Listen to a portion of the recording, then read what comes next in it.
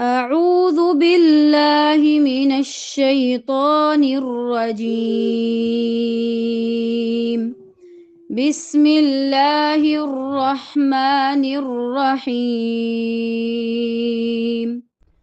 يسألونك ماذا أحل لهم قل أحل لكم الطيبات وما علمتم من الجوارح مكلبين تعلمونهن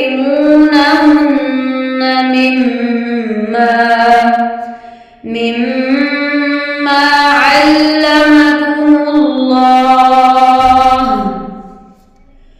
فكلوا مما أمسكن عليكم واذكروا اسم الله عليه واتقوا الله إن الله سريع الحساب. اليوم أحل لكم الطيبات وطعام الذين أوتوا الكتاب حل لكم وطعامكم حل لهم والمحصنات من المؤمنات والمحصنات من الذين أوتوا الكتاب من قبلكم إذا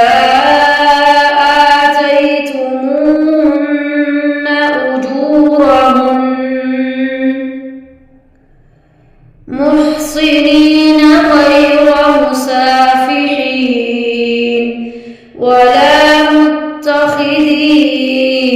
أخدان ومن يكفر بالإيمان فقد حبط عمله وهو في الآخرة من الخاسرين. يا أيها الذين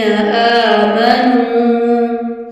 إذا قمتم إلى الصلاة فاغسلوا وجوهكم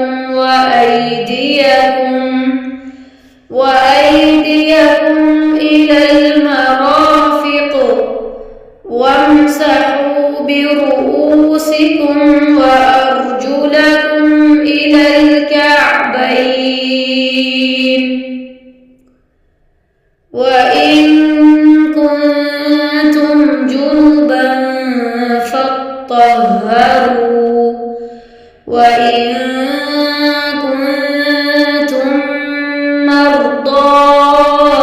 أو على سفر أو جاء أحد منكم من الغائط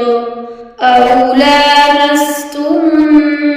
النساء فلم تجدوا ماء فتيمموا صعيدا طيبا فامسحوا بوجوهكم وأيديكم منه ما يريد الله ليجعل عليكم من حرج ولكن يريد ليطهركم